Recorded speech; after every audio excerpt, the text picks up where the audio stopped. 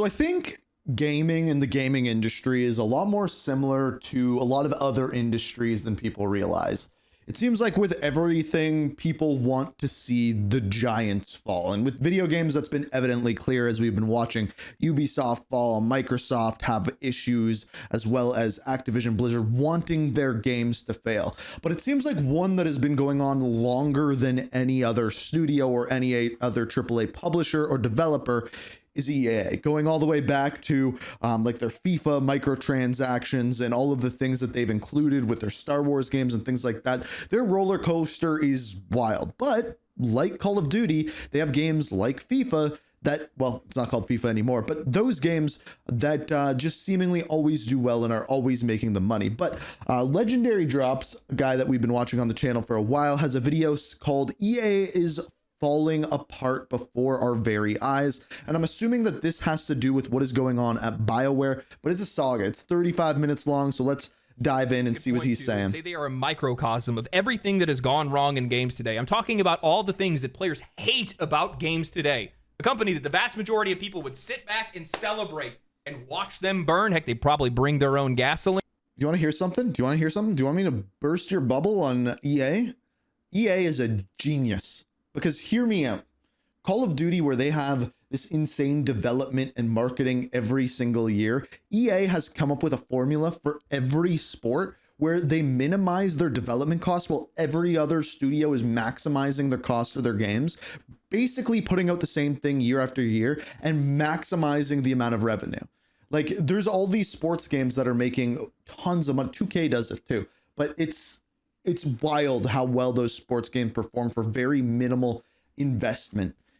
I wonder if that's he talks Electronic about Arts. They are the ultimate evil. They are the progenitor of some of the worst consumer practices over monetization, exploitation of players, lowering of quality, lowering of standards. Heck, they run the whole gambit. And in a lot of cases, they're the ones that invented it. And the rest of the industry's been following their lead because they've made so much money doing it.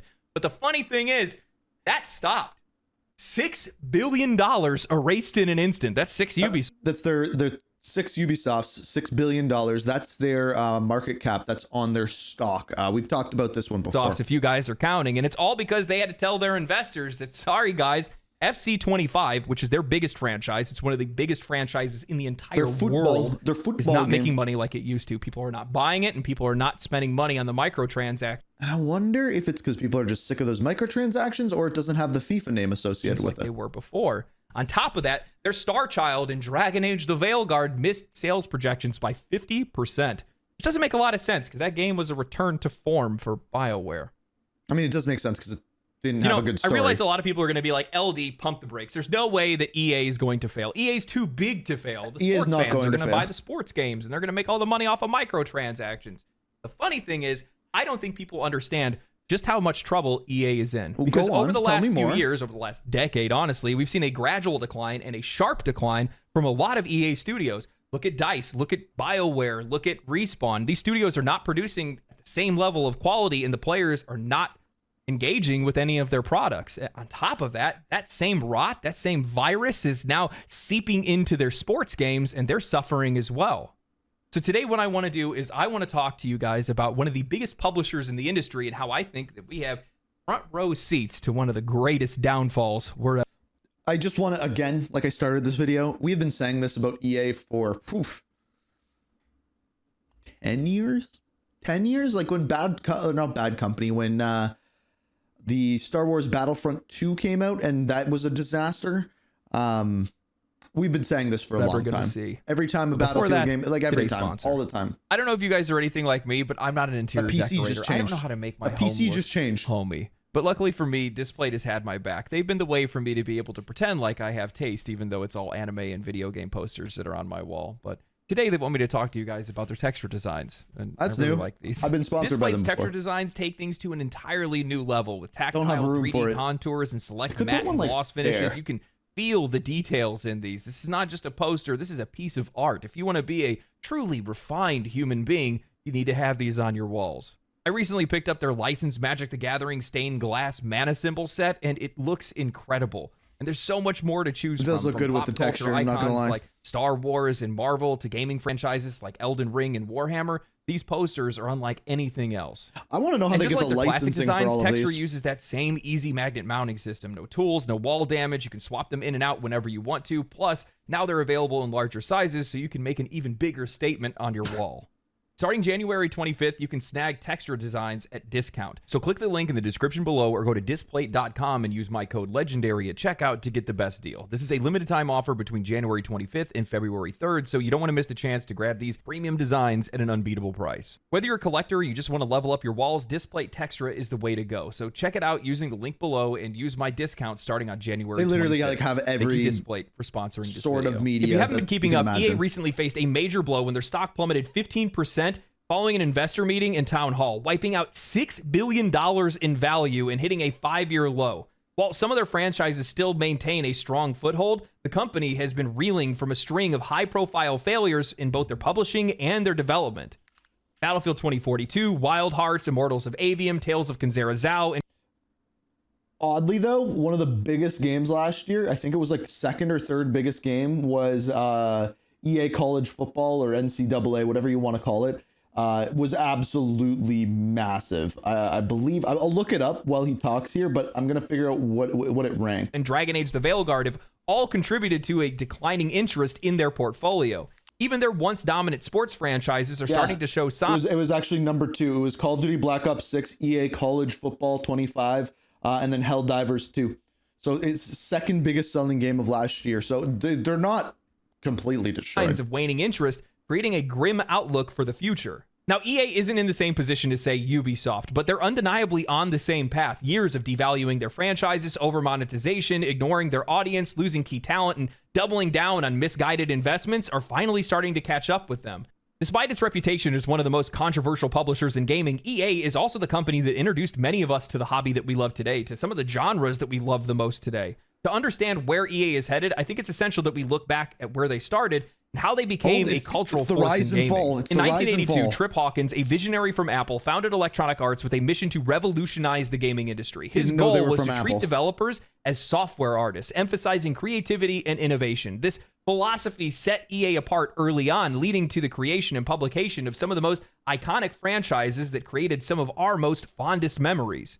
Now, from the start, Hawkins prioritized recognizing and promoting creative talents from within the company before anything else, fostering an environment where innovation could thrive. That bold approach attracted top-tier talent and laid the foundation for EA's meteoric rise to prominence. EA quickly became a household name in sports gaming, starting with its most iconic franchise, Madden NFL. Launched in 1988, this series redefined what sports games could be and became a cultural phenomenon. By 2018, the game had already sold over 130 million copies. That's and today, wild. The numbers are estimated to be well over 160 million. Its influence extended far beyond sales. It became an integral part of football culture in the NFL, and it's now referred to as the NFL's 33rd franchise. With every new annual release eagerly anticipated by its fans, Madden NFL every year. This is exactly what I was talking about before. Every year changed gaming, but it also helped popularize American football among new audiences. While Madden anchored EA's sports legacy, the FIFA series debuting in 1993 solidified the company's global impact. By combining official licenses with leagues and other teams across the world, they appealed to every soccer fan, and FIFA became one of the best-selling video games of all time.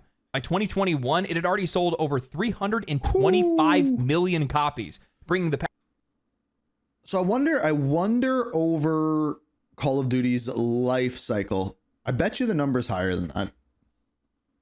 Like, you got to assume there's been 20 games. The number, like, one of the number one selling is 43. It's definitely over that. It's definitely over that. Passion of soccer to millions of players and securing its place as a cornerstone of EA's portfolio. While EA dominated the sports genre, its influence extended far beyond that. The Command & Conquer series, a staple of real-time strategy, set the standard for base building, resource management. Yeah, if you think about it, EA really has their hands in really every genre of games. They've got RPGs. They've got strategy, like we're seeing here. Sports, like what other 2K, that's the only other one really that has sports. Like literally every genre, EA has their hand in the cookie jar. Tactical combat. The franchise not only inspired countless successors, but it also delivered some of the most memorable writing in gaming history, including Tim Curry's unforgettable performance in Red Alert 3. It cemented EA's role as a publisher willing to push boundaries in storytelling and gameplay. I'm escaping to the oh my god, I forgot about this. Hasn't been corrupted by capitalism. space. EA went on to find massive success with the Sim series, a groundbreaking life simulation game that allowed players to create and manage virtual lives. With its endless replayability and universal appeal, The Sims attracted one of the most diverse audiences of any game potentially ever. Mothers, brothers, sisters, cousins, uncles, everybody was playing this game, mostly because they wanted to put an entire family in a pool and then remove the ladder and then put all the gravestones into the house to then haunt the next family. But beyond that, it became a cultural phenomenon. It still remains one of the best-selling PC games of all time. In 2002, EA launched the Battlefield series and later acquired its developer DICE in 2006. From its debut, Battlefield 1942, the franchise redefined large-scale multiplayer shooters with massive battles, destructible environments, and realism. Like, Battlefield 3 in 2011 and Battlefield 4 in 2013 set a new benchmark for breathtaking visuals and expansive maps, selling over 88 million copies worldwide and taking over the shooter scene. EA's acquisition of BioWare in 2007 opened the door to some of the most iconic RPGs in gaming history. The Mass Effect series quickly became a flagship franchise, combining rich storytelling with player-driven choices that shaped a universe. The trilogy, released between 2007 and 2012, it captured hearts of millions of players and redefined what RPGs Wait, did all 3 games come out within 5 years? Is that right? Could achieve. Mass Effect 2 in 2010, with its character-driven narrative and redefined gameplay, is still celebrated as one of the greatest RPGs of all time. One of the best storytellings BioWare then followed in an this RPG. success simultaneously with the Dragon Age series beginning in 2009 with Dragon Age Origins. Known for its intricate world building and morally complex narratives, the series earned its critical acclaim and established a loyal fan base. With over 15 million copies sold, Dragon Age solidified BioWare's reputation as a master of RPG design. EA's partnership with Respawn led to the creation of the Titanfall series in 2014, featuring fast-paced combat, wall-running mechanics, and controllable mechs. Titanfall brought a fresh perspective to the shooter genre. While Titanfall 2 in 2016 faced stiff competition at launch, it still earned a devoted following, and from my perspective, it's still one of the best shooters today. Respawn then built upon this foundation with Apex Legends in 2019, a battle royale game that was set in the Titanfall universe. Its squad-based gameplay, diverse characters, and innovative ping system made it an instant hit, drawing 50 million players within its first month. Apex Legends proved Respawn's ability to be able to adapt and innovate, cementing EA's presence within the live service space. Man, it is honestly crazy to look back and realize how many successful franchises and games EA has either published or developed, how long many of these games have stayed relevant, and how many of these games then went on to inspire new games. From its roots as a pioneer for developer-focused creativity to its dominance in sports, RPGs, and shooters, EA's influence has shaped gaming culture in profound ways. Its ability to be able to create games that resonate with diverse audiences. We're talking about just about anybody that's out there. This is exactly what I was saying. Like, exactly what I was saying. When you have literally a game in almost every single genre, the EA has been in like every household that plays video games in one way or another. While also pushing boundaries of what's possible in gaming, has made it one of the most significant publishers in history. I've been playing video games since essentially I was born. I popped out with an NES controller, and EA houses some of my favorite gaming experiences of all time. And I guarantee there's a lot of you guys that are going to agree with me on this. NHL 94 way back in the day. I remember staying up all night playing Madden with my little brother, smashing controllers on the ground when we celebrated touchdowns, slamming flaming hot Cheetos. I remember going to school and falling asleep in class because I was up all night trying to be the edgiest shepherd that I could ever be in Mass Effect, sharing builds in Dragon Age with my friends and talking about different story outcomes. I actually have to thank EA because if it wasn't for them, I wouldn't have learned to. This might be because I'm Canadian, but I thought flaming hot Cheetos were a much newer thing. I thought, like, 2010 flaming hot Cheetos. Nope, 1992. To like truly appreciate games and how to be critical of them if it wasn't for playing Dead Space. That was the first game that really made me sit back and think about how games are made. It's the first series. It's the only series that I've ever 100%ed. The lighting was insane. The sound design was unlike anything I'd ever even experienced before. And those were the first times that I ever even thought about those kind of things in games. I never took the time to think about those kind of things. That moment when you walk down the hallway and you get grabbed by a tentacle is like the most insane experience ever. I'm pretty sure my body left my soul. I was so terrified. It was so good, man. It was so good. There is something in the founder's initial mindset, that idea that you need to be promoting and recognizing talent above all else. And because of that, it showed throughout their entire catalog. That's how you get great games, because you have to pay attention to the creatives. You have to keep them in charge. And that's how everything gets made. You keep making things and building things and being innovative. And the only way you can do that is by recognizing the talent that you have and making sure that they're the ones that are actually out there steering the ship in the first place. That's how they became one of the biggest publishers, if not at one point in time, they were the biggest publisher in the entire world. But they were doing. Who is the biggest publisher at this point? It's got to be probably Microsoft, just because of all of the acquisitions that they've had. It's got to be. They don't do that anymore. That's the thing. Because it all changes. It's always the same story with a lot of these companies. They always start for the best reasons possible, and then the next thing you know, so that was the rise. EA just busted a hard left. It wasn't about the creatives. It wasn't about the innovation. It wasn't about the player's experience. It became about growing profits and quick turnarounds. How can we make the most money as fast as possible? And that's been the only thing that they've been interested in. And what's crazy is I found the exact moment it happened. A slow illness spread throughout the company, leaving its games, studios, and reputation fundamentally altered. For me, the symptoms of this first appeared with Mass Effect 3. I love this series. I loved Mass Effect 3, but something... Was it... Let me look it up before I say it. Role-playing mechanics were stripped back. Many of the choices that we made in earlier games were rendered completely meaningless. The ending felt rushed, and the addition of multiplayer to a narrative-driven game just felt jarring. It didn't feel right. It was foreign. Star Wars Battlefront 2 loot box controversy. That is where like the downfall for me, I think. Like if I had to pick one spot, like he said, it was as if the very soul of the franchise was being diluted. What I didn't realize at the time was this was the beginning of EA's transformation into a company almost entirely driven by profit. And that pattern continued with Dead Space 3. What had once been a harrowing survival horror series became unrecognizable. While I still enjoyed the game, it was just different.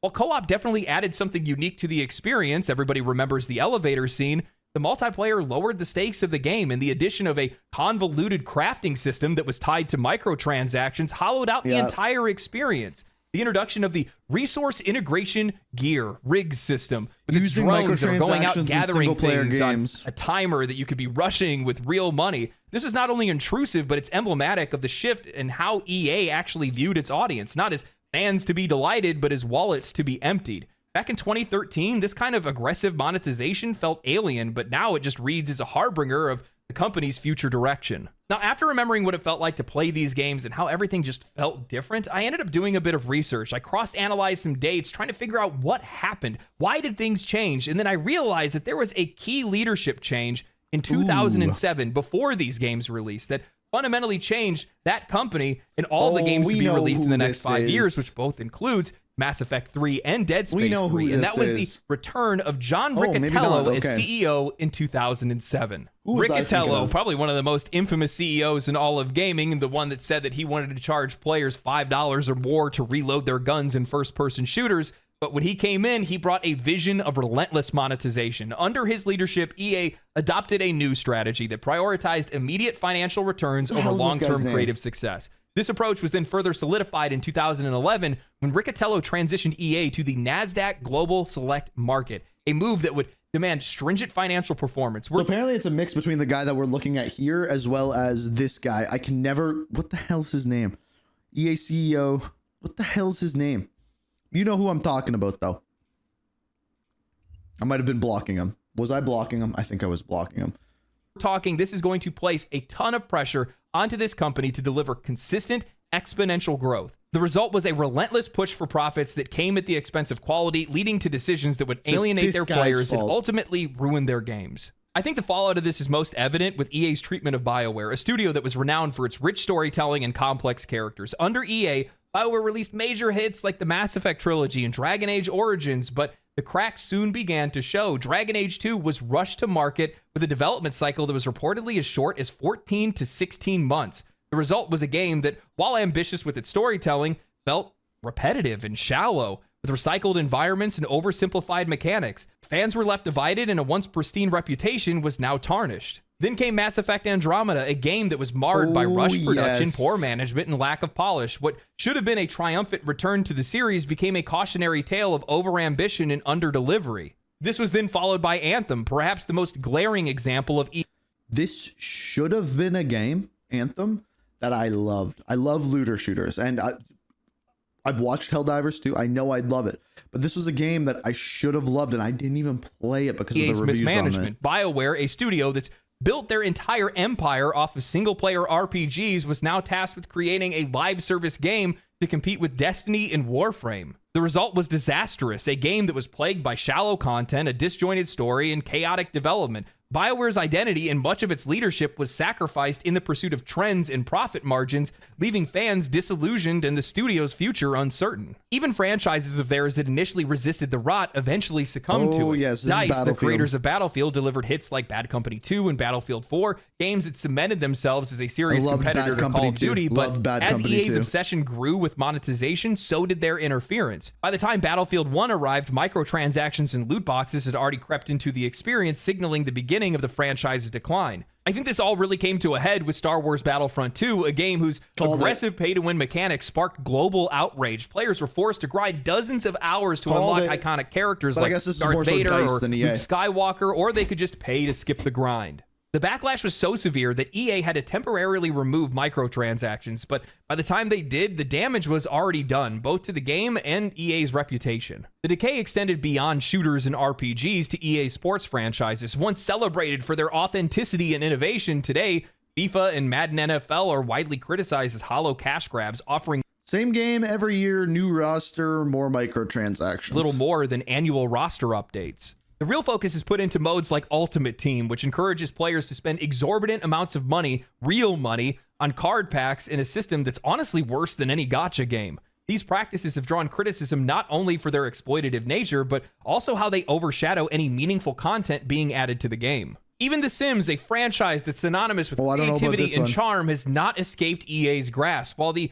base game offers a solid foundation, the sheer volume of paid expansions, over 60 DLC packs costing up to $1,300 in total. You may as well go play Star Citizen at that point. At the heart of all of this decay lies a corporate philosophy that sees players not as people to engage with, not as players to deliver anything to, but as customers to extract from. Riccatello's infamous quip about wanting to charge players for reloads wasn't a joke, that was a mission statement. Under his leadership and that of his successors, EA has normalized exploitative practices, loot boxes, overpriced DLCs, and minimizing what is delivered to the player, setting a precedent for the rest of the industry. This company's relentless pursuit of profit at the expense of quality and creativity didn't just tarnish their reputation, it influenced other publishers to adopt similar predatory tactics. The result is an industry that often prioritizes financial exploitation over innovation, over creativity, over respect for their audience. EA's shift in priorities, driven by the desire to satisfy their shareholders and short-term financial goals, has left a trail of broken franchises, disillusioned fans, and squandered potential. What was happening? Now, I realize everybody's going to have their own culprit. They're going to point to Activision or Blizzard or Ubisoft or maybe Bethesda in some cases. But from my perspective, EA is the pioneer in some of the most gut-punching, price-gouging, underhand... I think everyone agrees with this. The microtransactions EA's pull us out are just second to none over any other company, and Call of Duty tried to copy them for a long time with their loot boxes. Exploitative tactics that are used against players today, used against the customers today. They do everything they can to take as much as they can without giving anything back. They're the face of greed, of gluttony, of sin. They are the Asmodan of the video game industry. Diablo 3 reference for you guys there. And you know what's crazy is that we can actually see that they had such noble goals at the start, but the original visionary, the guy that started the company, the guy that came from Apple, ended up starting a company that is falling victim to the very thing that his former boss, Steve Jobs, warned most of the industry about, most of these creative industries about. Tell me more. Most people have seen the clips or they've heard the quotes by now about how the minute that you kick out creative minds and you hand over control to career CEOs and marketing minds is the minute that you stop providing a product to your customers and start providing a service to your shareholders. And that's rotting out the creative foundation of these companies. And what's crazy is we can actually see the minute where everything turned around for this company, the minute that they turned left on us. That's when they took on John Riccatello. Parasite of a CEO, a dude that'll laugh about wanting to exploit his customers. That's crazy to me. Look what happened to their games. Multiplayer forced into everything, microtransactions in every single game. It proliferated throughout the entire company. Most studios followed suit with this. Nothing was sacred. Ubisoft, Call of Duty. And I realize it's a relatively highbrow financial. Think about it. Like the most obvious way to look at it is EA implemented in-game currencies into their game. Everything does it now. Even Marvel Rivals, which just came out, has like 3 different in-game currencies. And that was like, I believe, I could be wrong, but EA was the one that like really started that out, and that's who I started to see that from. And then like eventually we had Assassin's Creed with these things in it, and like all of these games with like these in-game currencies that you'd use and spend, and crypto keys and COD points and whatever else. Discussion to have when I talk about how he changed the company to NASDAQ Global Select. But what that does is it illustrates how stakes increased, how the expectations of the company were exponentially increased. They had to deliver so much more on the financial side than they normally would have to, because they're not competing with video game companies anymore. They're competing with Exxon, with Google, with Nvidia. Yeah. It's a totally different ball game. And I don't think that that is healthy or sustainable in a creative industry, because this industry is anything but consistent. But they kept making money, and a lot of it. And that's one of the reasons why a lot of these companies ended up following them and doing what they do in their games, because, well, EA was making a ton of money doing it. But that's built off of the back of the fact that they have a lot of habit buyers, people that have been buying annual franchises and things like that. A lot of people that are buying things out of nostalgia. A lot of folks that have no idea that some of these studios and these games that they fell in love with years ago have had the soul sucked out of them. Most have. And I think a really good example of that is actually Anthem, when you think about it, because that game was still a financial success. Wait, what? Didn't know that.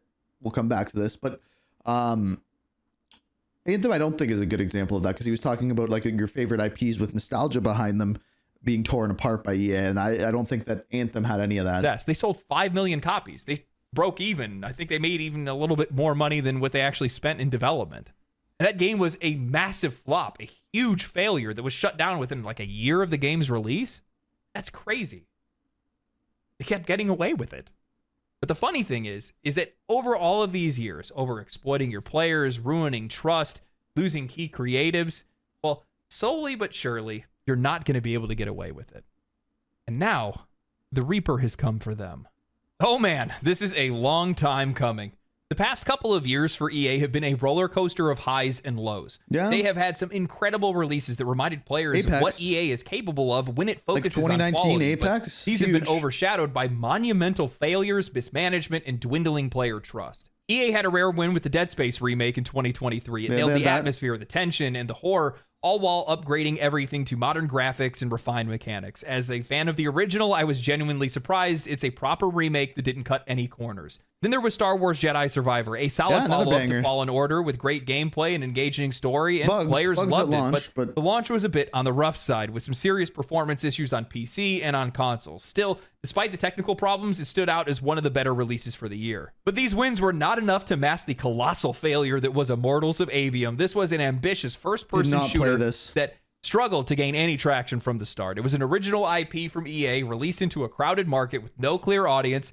The game was essentially dead on arrival. Critics had pointed out its uninspired world design, repetitive gameplay, and lack of polish. Players were equally unimpressed, especially with its steep price tag of $70, which further alienated potential buyers. The result of this was abysmal sales figures that left EA scrambling to justify the $125 million investment. Wild.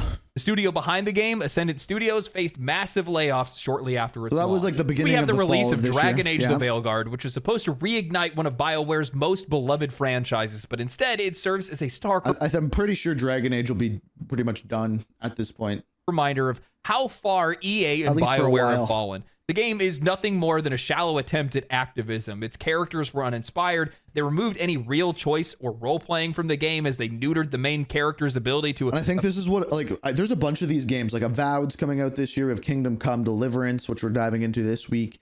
All of these games, I think, are going to get compared to Baldur's Gate. Not because they're the same, but because of the setting.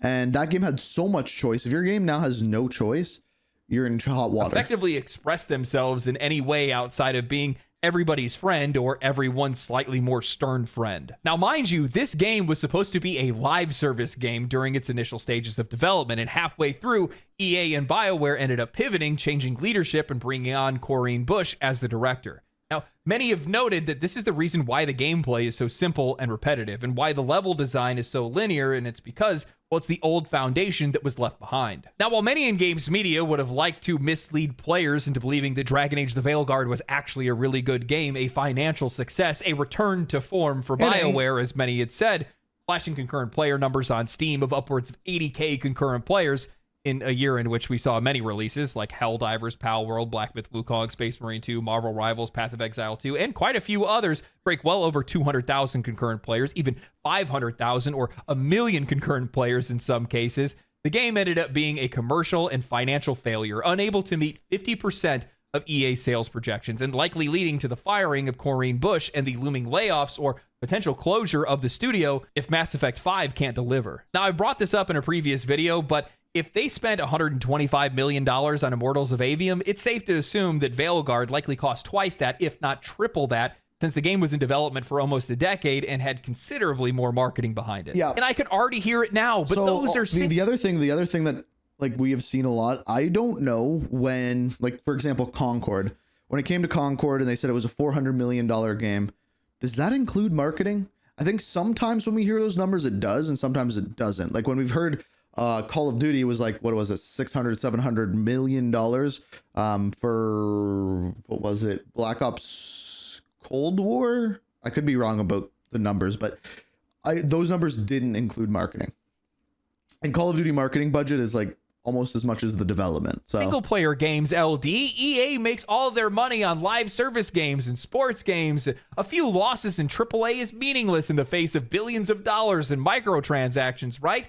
Well, that would be the case if those games were healthy, but the cancer has spread throughout the entire publisher.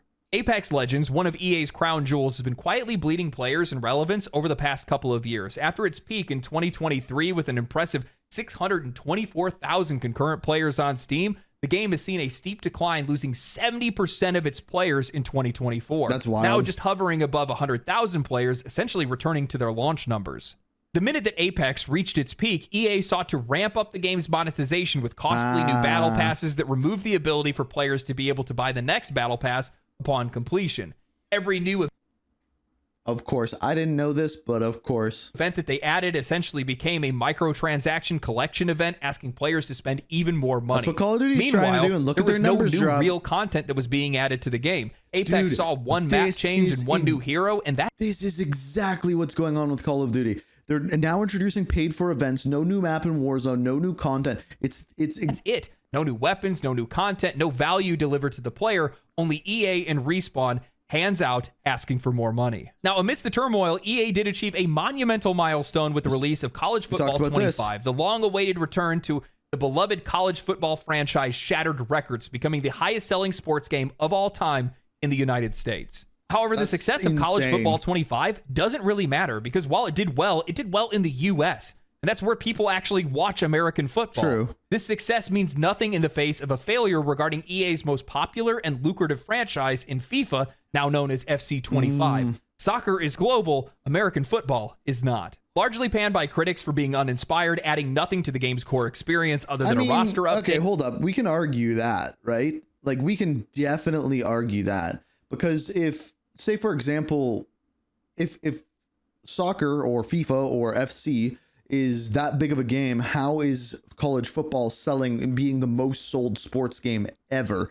Like, yeah, it's global, but if it's not selling as much as something that is directly in America, there's obviously a market for that more so than a football or a soccer game, whatever you want to call it.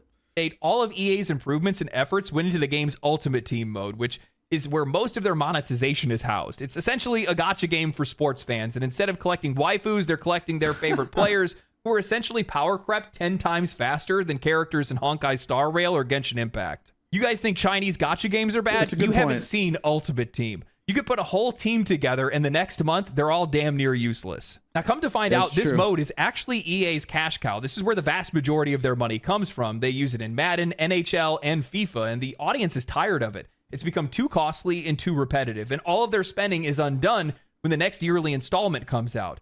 The players are tired of spending, and with no real effort put into the game's core experience, there's really no reason for casual players who don't play Ultimate Team to come in and buy the next installment. This is a huge deal, and I'm surprised that nobody's talking about it, but the financial impact of both FC25 and Apex Legends failing to meet financial expectations cannot be overstated. These two franchises are EA's primary means of making money, generating the bulk of their live service revenue. Without either of these games performing the way that they need, and all of their AAA games either flopping or being straight up... so that's where the problem comes in, right? Is when you have your live service games failing, your two pillars failing, and then you're trying to build this background of single player, AAA, high selling games. Those are failing. What do you have left? Financial failures? EA is in a lot of trouble. Recently, EA's leadership has promised to turn things around by 2026. Basically, 2025 is already a wash for them. But how do you rebuild trust with an audience that you've spent years exploiting? How do you reignite the passion of the players who have watched their favorite franchises erode under the weight of corporate greed?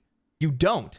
And I don't think they can. You now have a company that has spent years destroying its own reputation and the reputation of beloved studios and franchises that has created an environment in which even habit buyers don't have a reason to return because they've ignored the core experience of their games. And their increase in monetization and commoditization of their games has priced so many customers out of even buying their games in the first place. A company that laid the foundation of the industry is now going to collapse under the weight of their own greed and investor expectations. They have lost their financial foothold. And that's the problem, is when you have the investor expectations and things slow down, what do? You ramp up the monetization in game, and then that makes your games fail more, and then you need to create... It's a vicious cycle.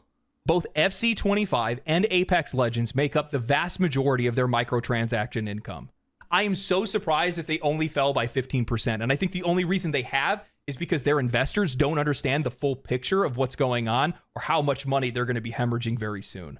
Because this is not something that you're going to be able to dig yourself out of very quickly. That's the reason why he said, oh, we'll fix it next year, because they're thinking about annual releases. And people are going to sit back and say, well, LD, sports players, sports games, these guys, they're going to go buy the annual releases. And that might be true unless 2K gets the license for FIFA.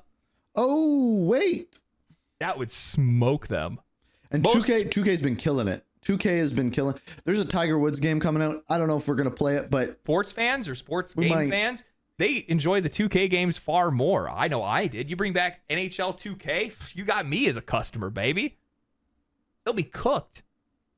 I don't think that their investors have any idea how much trouble this company is going to be in if they can't turn it around. And to be honest with you, I don't think they can. I genuinely don't. I am so surprised that I'm the only one that's... But again, we've been saying this for years. Reporting on this, because this is such a massive deal.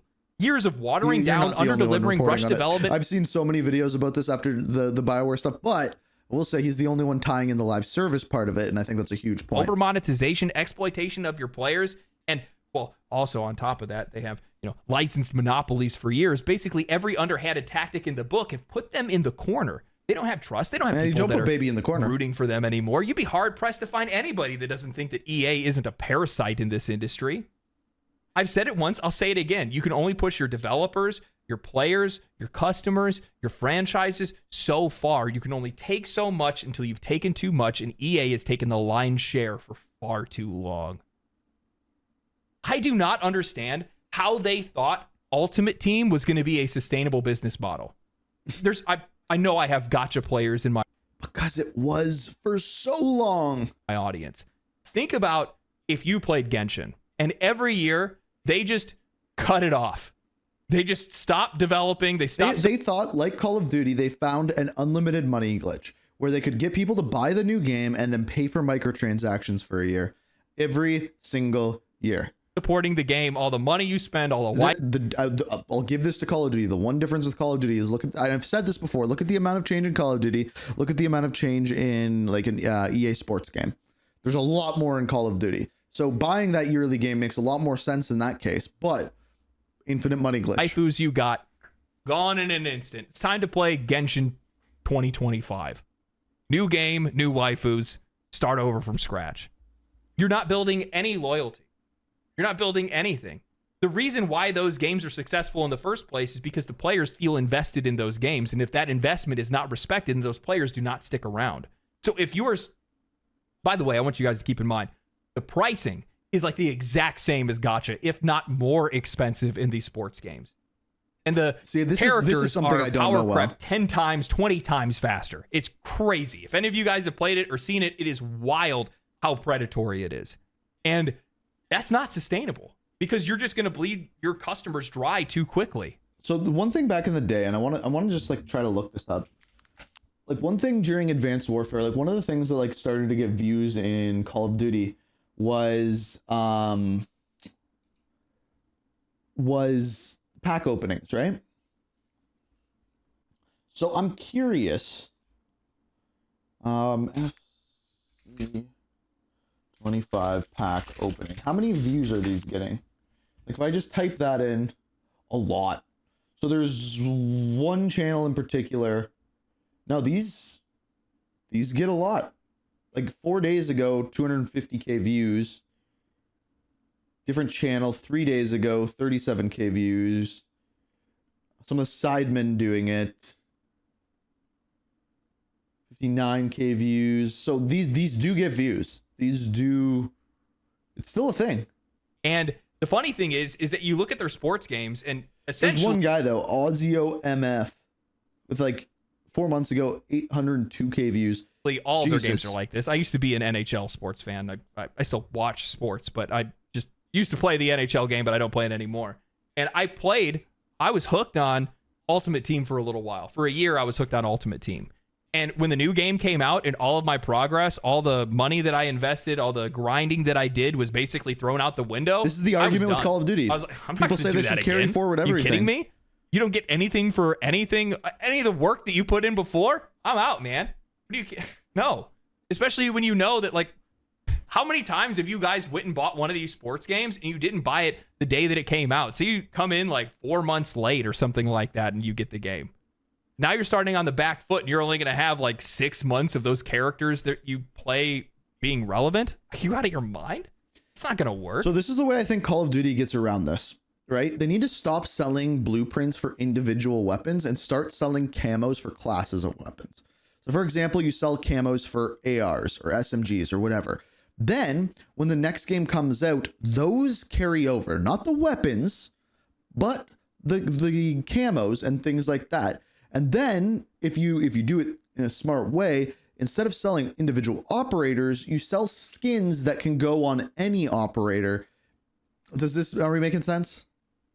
Well, I can't imagine them crashing hard and fast. Because then you don't have the overbloat of a million weapons in Warzone, and you can actually like narrow down the game into something cohesive, as well as having the things carry over that people want. I think we are going to bear witness to one of the greatest downfalls we've ever seen, because they don't have the talent, they don't have the creatives, they have the IPs, but they don't have the people to be able to make them what they were before. They definitely have the IPs. BioWare is cooked, DICE is cooked, EA is cooked, their core studios everything's cooked. It's terrible. BioWare, the way they go with that, the way they go with any of those story games is Mass Effect 4, somehow to hire some good writers and get Shepard. Surprised that they only fell 15%, and I think this is only the very beginning of what's going to be difficult with the end of the story, but like, because you could do it. You've just taken too much. You've done too much. It's not going to work out. You know, Apex Legends, maybe you can bring back some players to that. Maybe you drop a new map and some new characters and weapons and things like that. You vastly change the game in some way that brings players back and makes it trendy again. Maybe. But the problem is that you have games that are out there now. Marvel Rivals, I realize it's not a battle royale, but they're able to deliver content at a cadence that I don't think Apex can. The Fortnite effect. 4 characters in 2 months or something like that. 2 characters a month or whatever they're doing right now. Game's still at 400k concurrent players. They're doing just fine. And they're siphoning a lot of the players from some of these other games they aren't being treated as well. I talked about that in my Marvel Rivals as a wake-up call video. Monetization's better. It's not in your face. They're not begging you to do anything. You can just play the game as is if you wanted to, and you'll never be bothered by it. That's not EA. That's not how they roll. And that's not how they're going to be rolling much longer. Anyway, let me know what you guys think of this.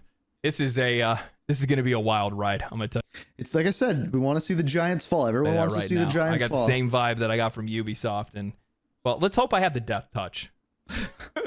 Let's see if it can happen again. Let's see if I make another video about a company potentially falling into ruin, and see if that, gets accelerated by. It might. And I love when people point a finger at microtransactions and say like, okay, where's the line? What can you cross? What can you not cross? Where should we go moving forward with this? Because let's be honest, like, we're not getting rid of microtransactions. They're not going anywhere. And it's just like where that line of predatory behavior is. And like Call of Duty is doing it right now with like things not carrying over year after year, buying things for every Call of Duty game, each Call of Duty game getting refreshed, not knowing whether things are going to carry over in the next Call of Duty game, and no transparency behind that. There's no answer for this currently, and I don't know if there's going to be, but it's interesting nonetheless. Very, very interesting.